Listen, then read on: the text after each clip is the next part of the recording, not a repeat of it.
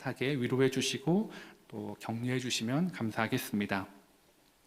하나님 말씀 함께 보도록 하겠습니다. 오늘 본문은 3장 전체 1절부터 17절까지 내용을 나눌 예정인데요. 성경 목록은 8절부터 17절까지만 하도록 하겠습니다. 우리 다 같이 자리에서 일어나셔서 여호수아 3장 8절부터 17절까지 저와 여러분이 교독하겠습니다. 너는 언약궤를 맨 제사장들에게 명령하여 이르기를 너희가 요단 물가에 이르거든 요단에 들어서라 하라. 여호수아가 이스라엘 자손에게 이르되 이리 와서 너희의 하나님 여호와의 말씀을 들으라 하고 또 말하되 살아계신 하나님이 너희 가운데 계시사 가나안 족속과 헷 족속과 히위 족속과 브리스 족속과 기르가스 족속과 아모리 족속과 여부스 족속을 너희 앞에서 반드시 쫓아내실 줄을 이곳으로서 너희가 알리라. 보라 온 땅의 주의 언약궤가 너희 앞에서 요단을 건너가니 이제 이스라엘 지파 중에서 각 지파에 한 사람씩 12명을 택하라. 온 땅의 주 여호와의 궤를 맨 제사장들의 발바닥이 요단물을 밟고 멈추며 요단물 곧 위에서부터 흘러내리던 물이 끊어지고 한 곳에 쌓여 서리라. 백성이 요단을 건너려고 자기들의 장막을 떠날 때에 제사장들은 언약궤를 메고 백성 앞에 서 나아가니라. 요단이 곡식 거두는 시기에는 항상 언덕에 넘치더라. 궤를 맨 자들이 요단에 이르며 궤를 맨 제사장들의 발이 물가에 잠기자 곧 위에서부터 흘러내리던 물이 그쳐서 사르단에 가까운 매우 멀리 있는 아담 성읍 변두리에 일어나 한 곳에 쌓이고 아라바의 바다 여매로 향하여 흘러가는 물은 온전히 끊어짐에 백성이 여리고 앞으로 바로 건널세. 여호와의 언약궤를 맨 제사장들은 요단 가운데 마른 땅에 굳게 섰고 그 모든 백성이 요단을 건너기를 마칠 때까지 모든 이스라엘은 그 마른 땅으로 건너갔더라. 아멘. 자리에 앉아주시기 바랍니다.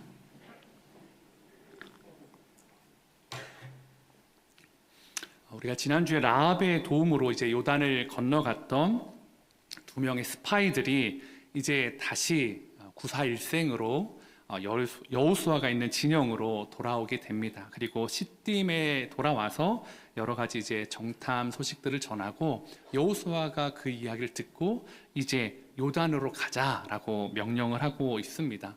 근데 요단 앞에 서서 사흘이라는 시간을 준비하는 시간으로 갔습니다. 근데 이 사흘과 앞에 1장 11절의 사흘, 그러니까 3일을 준비하는 시간들이 사실은 연결된 시간들입니다. 그러니까 2장에 있는 내용이 사실 그 앞에 먼저 있었던 일들을 이렇게 끼어서 더 부연 설명을 하고 있다라는 거죠. 그러니까 1장에서 3일을 준비해라 라고 관리들에게 이야기하면서 뭐라고 명령했죠?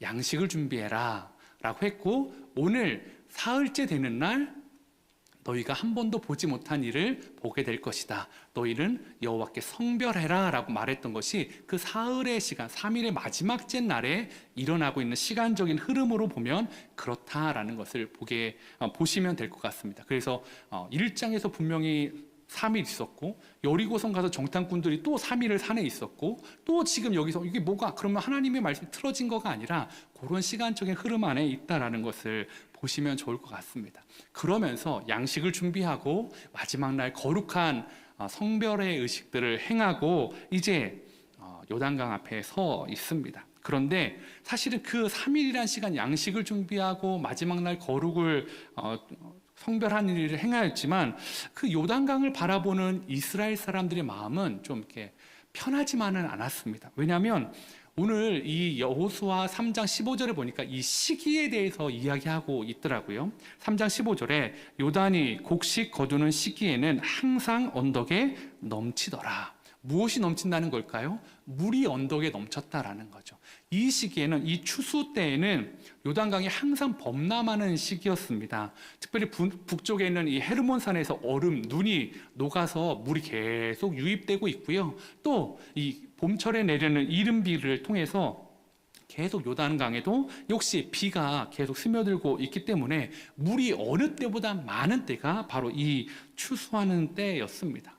그래서 보통 때는 그냥 또 건널 수 있겠지만 이 추수하는 때, 지금 여호수아와 이스라엘 백성이 건너고자 하는 이 시기에만큼은 그냥 건너기에는 무리가 있는 때라는 것을 성경이 이야기하고 있다라는 거죠. 즉 아무것도 준비가 되지 않으면 도저히 그냥은 요단강을 건널 수 없다라는 거죠. 근데 3일 동안 준비한 게 뭐라고요?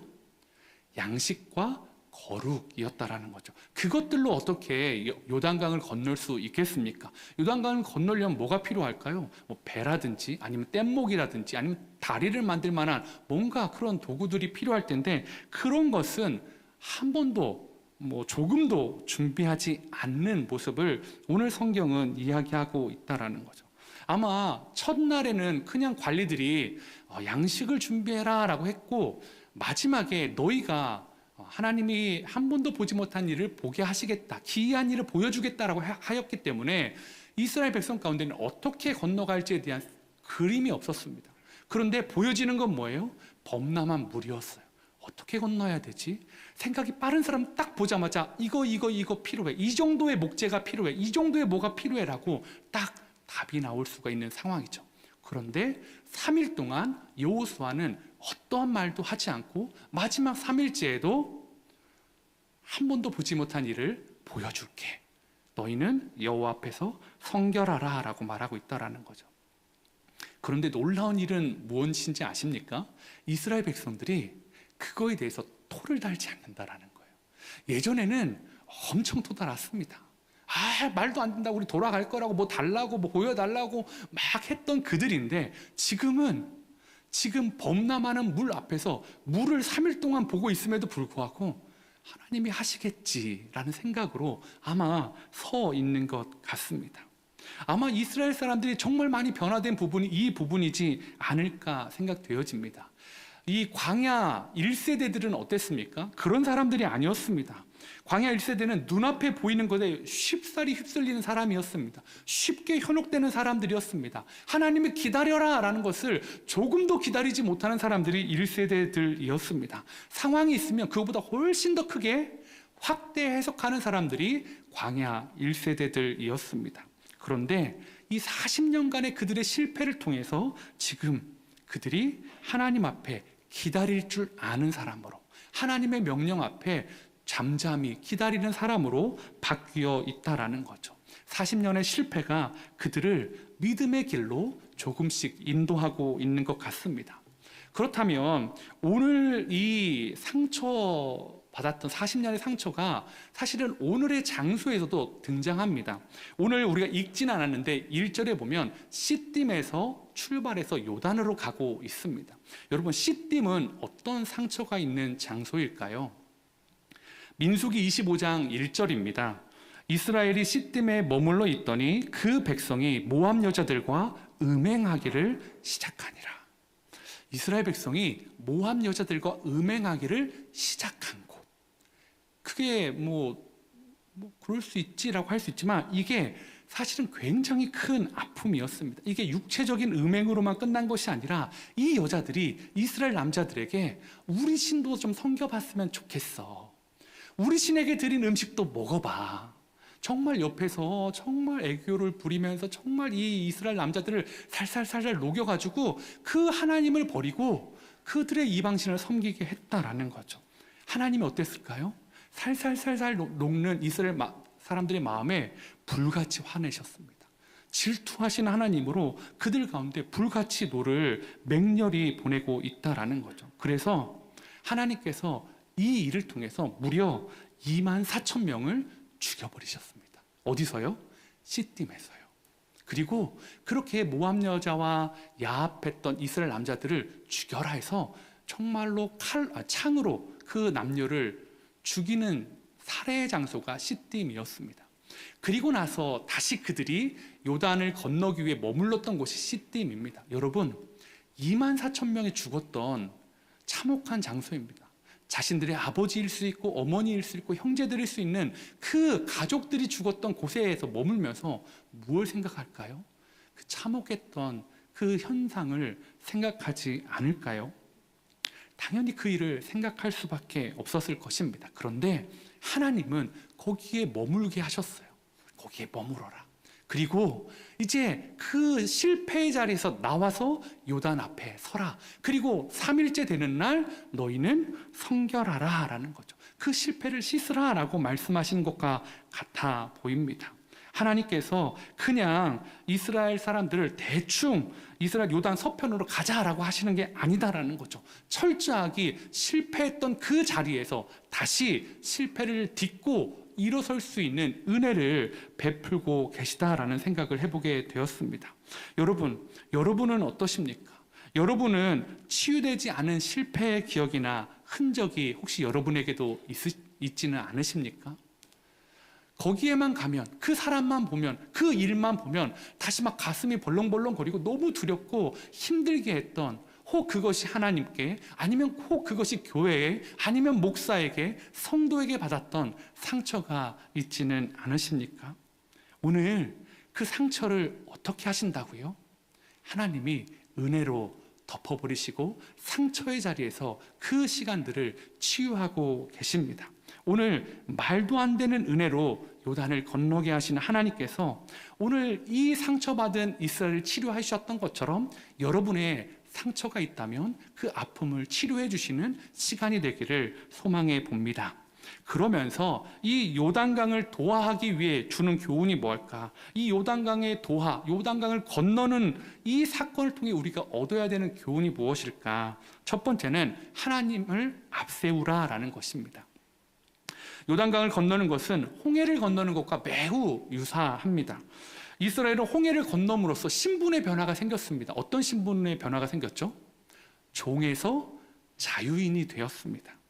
그러면 요단강을 건너면서는 어떤 변화가 일어났을까요? 그들이 40년 동안 방랑자였습니다. 유랑하는 자들이었습니다. 그런데 이제 약속의 땅에 안식하는 정착민이 되어가는 것입니다. 실패와 불순종, 반역의 40년이었다면 이제 순종으로 요단강을 건너서 그 땅에서 순종으로 살아가는 삶의 패턴을 완성해야 되는 큰 삶의 분기점이 바로 요단강이다라는 거죠. 이렇게 중요한 이 요단강의 기적의 출발점을 오늘 성경에는 뭐라고 말하냐면 제사장들이 요단강에 발을 밟을 때, 물을 밟을 때 그 일이 일어났다라고 이야기하고 있습니다. 제사장들이 발로 요단강을 밟을 때 기적이 일어났다라는 거죠.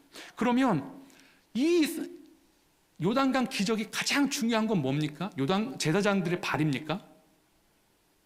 아니지 않습니까? 뭘까요?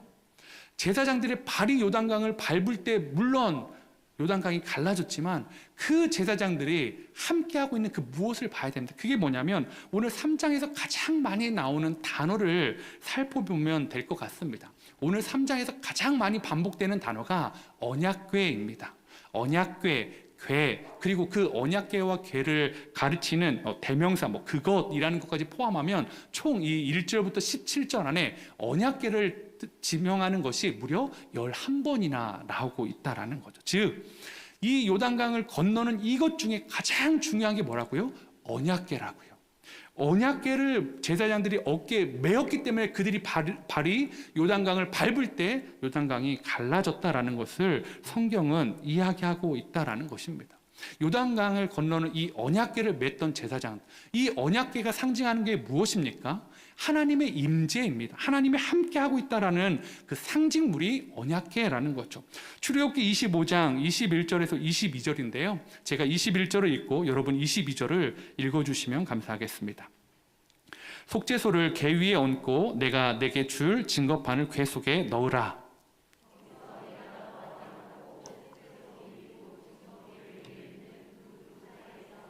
내가 이스라엘 자손을 위하여 내게 명령할 모든 일을 내게 이르리라. 하나님께서 뭐라고 하셨냐면 속죄소라고 합니다. 이게 언약궤가 사실은 굉장히 중요한 건데요. 성전의 기물이지 않습니까? 그런데 사실은 그 언약궤보다도 훨씬 더 중요한 게 뚜껑입니다. 보통은 뚜껑은 그렇게 중요하지 않은데 이 언약궤만큼 본체보다 뚜껑이 훨씬 더 중요합니다. 왜냐하면 뚜껑 위에 두 그룹이 이렇게 날개를 마주보고 있습니다. 천사가 날개를 마주하고 있는데 그 날개와 날개가 마주 있는 그 공간, 뚜껑의 그 사이를 뭐라고 하냐면 오늘 성경에 속죄소라고 이야기하고 있습니다. 1년에 대제사장이 한 번씩 나가서 백성의 죄를 짓고 그곳에 피를 묻혀서 하나님의 은혜로 백성들의 죄를 사함받는 곳, 그곳이 속죄소입니다. 영어 성경에 보니까 이 부분을 mercy seat 해가지고 시은 자, 은혜를 베푸는 자리라고 이야기하고 있다는 거죠. 우리의 죄악이 씻겨지는 자리, 그곳이 바로 이 뚜껑에 있는 한 가운데라는 거죠. 언약궤는 그래서 하나님의 사랑과 하나님의 은혜가 머무는 그런 은혜의 보좌입니다. 즉 지금 요단강을 건널 때 뭐가 가장 앞장서고 있습니까? 언약궤입니다. 언약궤가 상징하는 거 하나님의 은혜, 하나님의 인도하심, 하나님의 말씀, 하나님의 동행하심을 보여주는 언약궤가 가장 먼저 나아가고 있다라는 거죠. 요단강을 건너는 것뿐만이 아니라 앞으로의 가나안의 삶에서도 모든 전쟁에 하나님이 책임지신다라는 것을 하나님이 내가 가장 앞서면서 보여주고 있다라는 거죠. 그래서 하나님이 가장 먼저 하나님을 상징하는 언약궤가 나아가는 것입니다. 내가 책임지는 전쟁이야. 나만 따라와. 여러분, 이 가나안 땅을 가장 잘 아는 사람들이 누굴까요? 얼마 전에 정탐하고 왔던 2명의 스파이입니까? 아닙니다. 그들은 사실은 와서 보고를 했지만, 실상을 보고했지만 라합에게 들었던 걸 보고했습니다. 즉 다른 면으로 보면, 어떻게 보면 그들은 정탐에 실패했습니다. 왜요? 들어가자마자 어떻게 했죠? 여리고 왕과 병사들에게 발각되었습니다.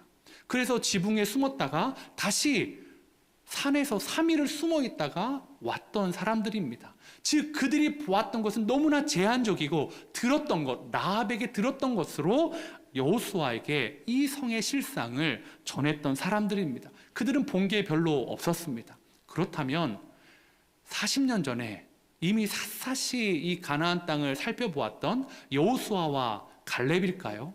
아닙니다.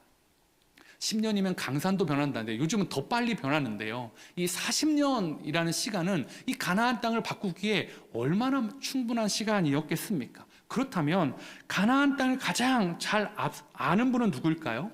하나님이시죠.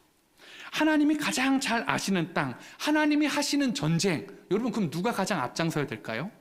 하나님이 당연히 앞장서야 된다라는 거죠. 그것이 당연한 것입니다. 오늘날도 마찬가지입니다. 여러분을 가장 잘 아시는 분이 누구십니까? 진짜십니까? 예. 여러분의 앞길을 가장 잘 아시는 분은 누구십니까? 하나님이십니다.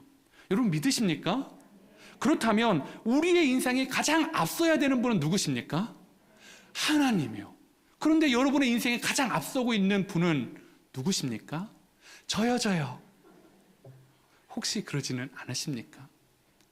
뭔가 내가 의지하고 싶은 것, 내가 자랑하고 싶은 것, 내가 믿을 만한 것, 그리고 하나님은 저 뒤에 내가 너의 삶의 주인이야. 내가 너의 삶을 계획했어. 내가 너를 가장 잘 알아. 그런데 하나님은 뒤에 계세요. 그렇게 말한다는 것은 오늘 우리가 범하는 굉장히 우매한 행동 중에 하나일 것이라고 생각이 되어집니다. 하나님을 앞장 세우는 삶, 하나님을 앞서게 하는 삶이 우리에게 그래서 중요합니다. 하나님 우리를 가장 잘 아시고 우리에게 가장 좋은 것을 주시는 분이고 우리의 인생의 목적을 아시는 분, 그것을 이루어 가시는 분, 우리의 전쟁을 싸워주시는 분이 하나님이시기 때문입니다. 이러한 삶의 태도가 그래서 중요한 것입니다. 언약궤가 앞장서는 것, 이 부분도 중요하지만 사실은 또 다른 면에서 언약궤가 앞장서야 되는 이유가 있습니다. 언약궤 안에 여러분 뭐가 있는지 혹시 아시나요? 뭐가 있죠? 언약궤 안에? 맞습니다. 여러분이 동시에 말하셔서 다 나온 걸로 생각하겠습니다. 10계명 2돌판, 그리고 아론의 쌍난 지팡이, 또 하나는 만나를 담았던 황금 항아리. 이게 히브리서 9장 4절에 보면 이 3가지가 언약궤 안에 있었다라고 이야기하고 있습니다. 제가 이 3가지를 그러면 어떻게 봐야 될까 고민을 막 하는데 송태근 목사님 책이 저에게 너무 좋은 인사이트를 주었습니다. 이렇게 말씀하시더라고요. 3개의 공통점을 이야기합니다. 여러분, 돌판, 하나님이 모세가 하나님께 받았던 이 돌판 몇 번째 돌판입니까? 2번째 돌판입니다. 첫 번째 돌판은 어떻게 했죠? 깨 부쉈죠. 홧김에 에라 모르겠다고. 모세가 하나님 시내산에서 하나님께 언약을 받고 하는 그때에 이스라엘 백성이 모세가 내려오지 않으니까 불안한 거예요. 하나님이 분명히 구름 기둥과 번개로 거기서 모세와 이야기하는데 너무 오랜 시간 안 내려오니까 불안한 거죠. 그래서 아론을 독촉해가지고 자신을 이집트에서 이끌어낸 신을 만듭니다. 무슨 모양이었죠? 송아지 모양이었어요. 너무 잘 만들었어요. 맨들맨들하고 번쩍번쩍하고 너무 마음에 쏙 들어요. 신나서 축제를 합니다. 하나님이 모세에게 빨리 내려가 봐라. 모세가 하나님 주신 그 돌판을 가지고 막 내려오다가 그 모습을 보고 하나님보다 요새 말로 애들 말로 빡쳐가지고 던져버렸습니다. 그래서 그 돌판은 깨져버렸죠. 그리고 다시 하나님이 새겨주신 것이 두 번째 돌판이었습니다. 여러분, 십계명은 무엇의 상징입니까? 하나님의 말씀의 상징입니다. 하나님이 함께 하겠다는 상징입니다. 그런데 그 은혜의 상징 이면에 뭐가 있죠? 하나님을 버렸던, 하나님을 우상화했던, 하나님의 영상을 기만했던 그 이스라엘 백성의 죄악이 담겨져 있는 게 두 번째 십계명이었다라는 거죠. 또 한번 볼까요? 아론의 쌍난 지팡이, 여러분 이게 어떻게 쌍이 난 줄 아십니까? 그냥 광야 가다가 날씨가 더워가지고 쌍 난 건 아니잖아요. 어떻게 쌍이 났죠? 이걸 보면 사실은 이 이스라엘 자손들이 모세와 아론의 권위에 정면으로 도전했습니다. 왜 너만 지도자가 돼야 되냐? 우리도 하고 싶다라고. 대표적인 자손들이 고라 자손이었습니다. 이 민수기 16장에 이 사건들이 막 나오는데 거기서 막 따지기 시작하니까요. 이 일을 통해서 하나님께서 고라 자손과 사람들을 250명을 죽여버리십니다. 근데 250명이 죽었으면 좀 정신을 차릴 만한데 250명이 죽은 걸 보자 사람들이 모세와 아론에게 너 때문에 250명이 죽었어라고 또 원망을 막 쏟아놓기 시작합니다. 그러니까 하나님 이번엔 어떻게 하실까요? 하나님이 연병, 전염병을 그 이스라엘 진영 가운데 보내셔가지고요 14,700명을 다 죽여버리십니다. 그리고 나서 이 대규모 참사가 있은 다음에 각 지파에서 수장의 지팡이를 하나씩 가지고 와라. 언약궤 앞에 놓고 그 지팡이가 어떻게 변하는지 보자. 아론의 지팡이에서만 싹이 났다라는 거죠. 죽어있는 나무가 싹이 나고 살구 열매를 맺었다라는 거죠. 여러분, 기적의 지팡이 아닙니까? 생명이 없는 지팡이가 싹이 나고 열매를 맺는 기적의 지팡이입니다. 그런데 또 다른 이면은 뭡니까? 하나님에 대한 반역, 하나님이 세운 리더십, 하나님의 말씀에 대해서 거역하는 반역의 상징으로 사건이 나온 것이 아론의 쌍난 지팡이였습니다. 마지막으로 만나를 담은 금 항아리입니다. 만나는 어떤 것입니까? 기적의 음식입니다. 하나님이 이스라엘 백성에게 40년 동안 굶지 말라고 한 번도 보지 못한 신령한 음식, 이름도 모르는 그 음식을 이스라엘 백성에게 매일매일 주셨습니다. 안식일을 빼고요. 그런데 그 음식을 사람들이 그 기적의 음식을 먹으면서 어떻게 변해갔죠? 익숙해지니까 원망을 쏟아놓았습니다. 그리고 그 음식을 받기 전에 어떻게 이 만나와 메추라기를 받게 됩니까? 원망했던 거죠. 먹을 것이 없어요. 우리 돌아가고 싶어요. 이집트로 돌아갈 수 있게 해주세요. 이러려고 우리를 여기까지 인도하셔 내신 것입니까? 하나님 원망했던 것을 그것으로 인해서 하나님 주신 것이 만나였다라는 거죠. 만나 기적의 음식입니다. 놀라운 하나님의 선물입니다. 그런데 그 안에는 뭐요? 이스라엘 백성 중에 원망과 불평과 불신앙과 참지 못함과 하나님에 대한 불순종이 담겨 있는 것이 만나를 담은 금 항아리였습니다. 세 개가 어떤 공통점이 있습니까? 다 하나님의 은혜의 현장이고 하나님의 기적의 물건들입니다. 그리고 세 개가 모두가 다 이스라엘의 죄를 고발하는 물건이었다라는 거죠. 그런데 이 고발하는 물건이 보일까요? 안 보일까요? 안 보여요. 언약궤에는 뭐가 있다고 했죠? 뚜껑. 그 뚜껑 위에는 뭐가 있죠? 하나님의 은혜를 베푸시는 시온자 속죄소가 있다라는 거죠. 왜 안 보이냐고요? 하나님의 은혜가 그 이스라엘의 참혹한 패역한 죄악을 덮어주시니까요. 오늘 요단강을 건널 때 중요한 것이 무엇입니까? 우리는 죄 지을 수 있습니다.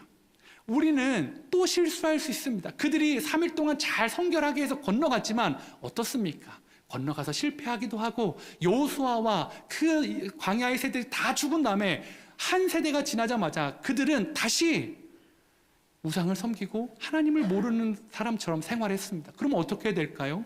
가나안 사람들처럼 쫓겨나야 되는 것 아닙니까? 그들도 약속의 땅에서 쫓겨나야 되는데 쫓겨납니까? 아니요, 쫓겨나지 않습니다. 하나님이 그들을 계속 돌이키게 하십니다. 왜요? 은혜의 뚜껑으로 덮어주셔서 그들의 죄를 보지 않으신다라는 거죠. 사랑하는 성도 여러분, 우리도 마찬가지입니다. 우리도 마찬가지입니다. 우리가 얼마나 깨끗한가 중요합니다. 우리가 여호와 앞에 성결하는 것 중요합니다. 그런데 우리는 우리의 힘으로 깨끗해질 수 있습니까? 우리의 힘으로 그 깨끗함을, 정결함을 유지할 수 있습니까? 없습니다. 그렇다면 중요한 게 무엇입니까? 하나님의 은혜의 자리로 덮어져야 된다는 거죠. 오늘날로 말하면 그리스도의 보혈로 덮어졌을 때 우리의 그것은 더러운 죄악이 가장 깊은 곳에 하나님의 은혜가 가장 빛나는 은혜의 자리가 되어지게 된다라는 것입니다. 그래서 언약궤가 중요합니다. 성도 여러분, 누가 가나안 땅을 가장 잘 아신다고요? 하나님이요. 누가 우리의 인생을 가장 잘 아신다고요? 하나님이요.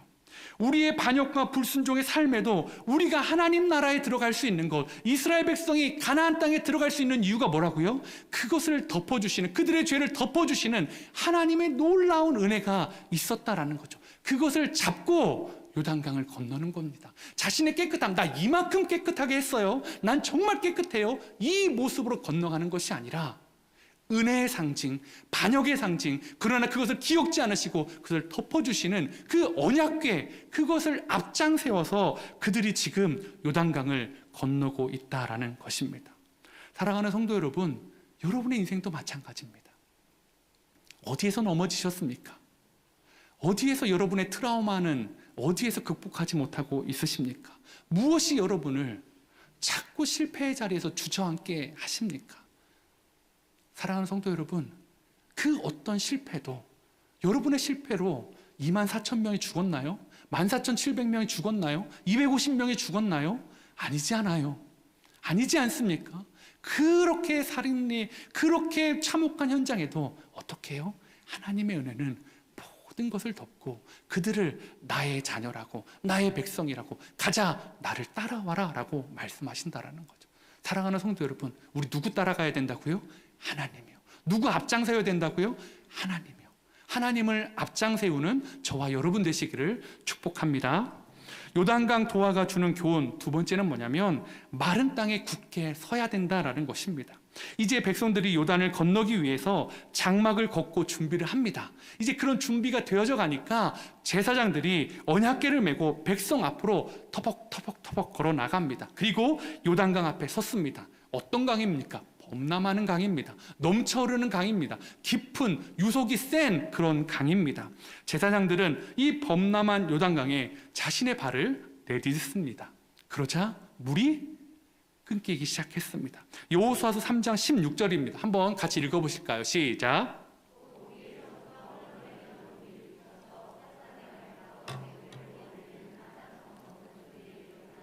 한 곳에 쌓이고 아라바의 바다 여매로 향하여 흘러가는 물은 온전히 끊어지매 백성이 여리고 앞으로 바로 건널세. 여리고 앞으로 바로 건널 수 있는 길이 쫙 열려졌습니다.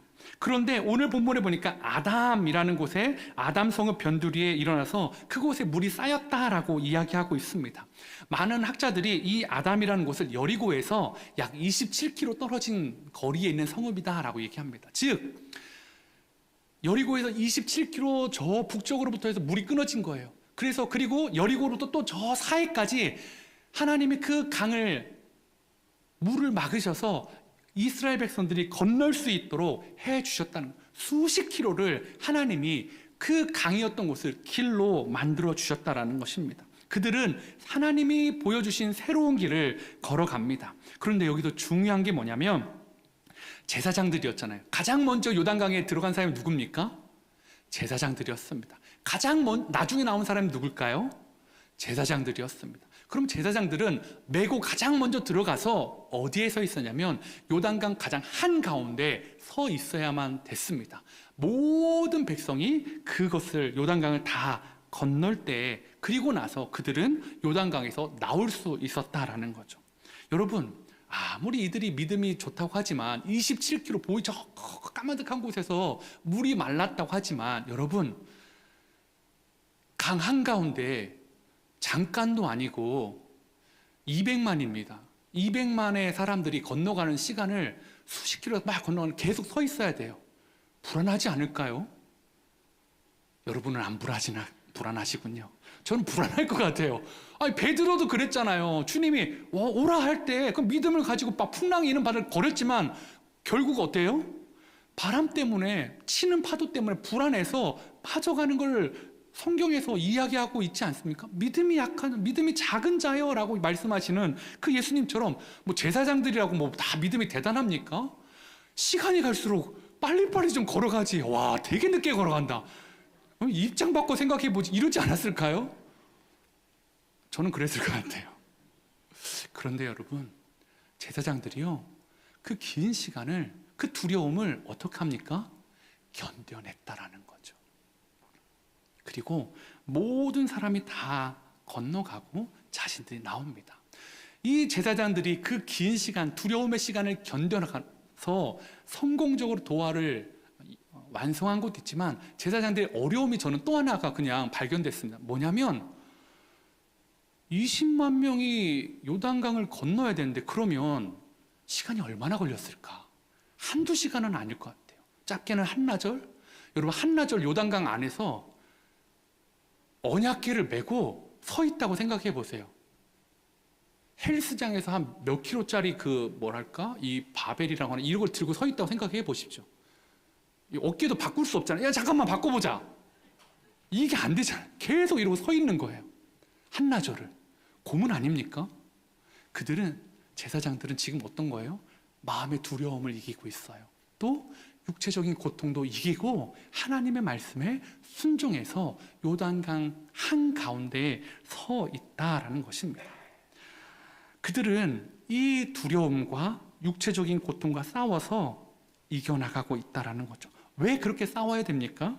하나님의 말씀이 그렇게 하라고 명령하셨으니까요. 너희는 가장 먼저 들어가고 너는 가장 늦게 나와라. 너는 가장 그 요단강 가운데서 언약궤를 들고 서 있어라라고 하나님이 명령하셨기 때문입니다. 여러분, 아무도 경험해보지 않은 기적을 경험하는 거 원하십니까? 여러분, 그런 기적을 경험해보고 싶으십니까? 어떻게 해야 될까요? 말씀을 붙잡고 서야 됩니다.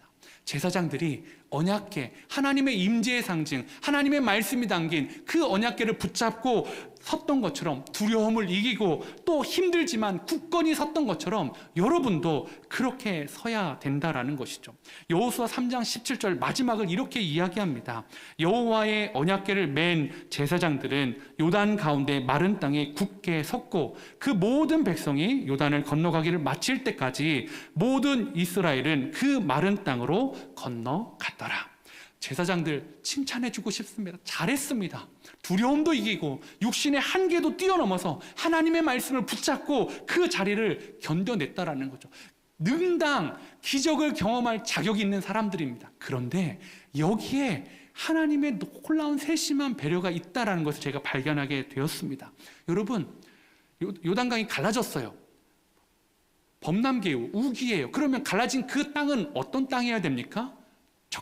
축축하고 질퍽하고 뻘과 같은 땅이어야 되는 것 아닙니까? 그런데 오늘 제사장들은 어떤 땅에 섰다고요? 요단 가운데 마른 땅에 섰다라고 이야기하고 있습니다. 영어 성경에 보니까 드라이 그라운드라고 합니다. 여기 보면 건조한 땅에 섰다고 이야기하고 있습니다. 뭘까요? 응당 자연스럽게 척척한 질퍽한 땅이었음에도 불구하고 하나님이 그냥 나는 물 갈라줬으니까 됐어, 네가 알아서 해, 질퍽한 땅에서 네가 버티든 말든 알아서 해, 너 힘든 거 두려운 거 난 모르겠어가 아니라, 그들이, 제사장들이, 이스라엘 백성이 건널 수 있도록 그들이 모르는 곳에서 최소한 하나님이 그들에게 딛고 설 수 있는 땅을 보존하고 계시다라는 것을 오늘 성경은 이야기하고 있다라는 것입니다. 사랑하는 성도 여러분, 여러분 두려움을 잘 견디고 계시다면 정말 잘하셨습니다. 여러분 육신의 한계를 뛰어넘는 믿음으로 그것을 뛰어넘고 있다면 그것도 참 대단한 일입니다. 그런데 그렇게 할 수 있도록, 여러분이 그것들을 이겨나갈 수 있도록 하나님이 아무도 모르는 곳에서 여러분의 땅이 질퍽한 땅이 되지 않도록, 여러분이 그 땅에 빠져가지 않도록, 여러분이 견딜 수 있도록 여러분이 선 그 땅을 은혜의 땅, 마른 땅이 되도록 만들어주고 계시다라는 것입니다.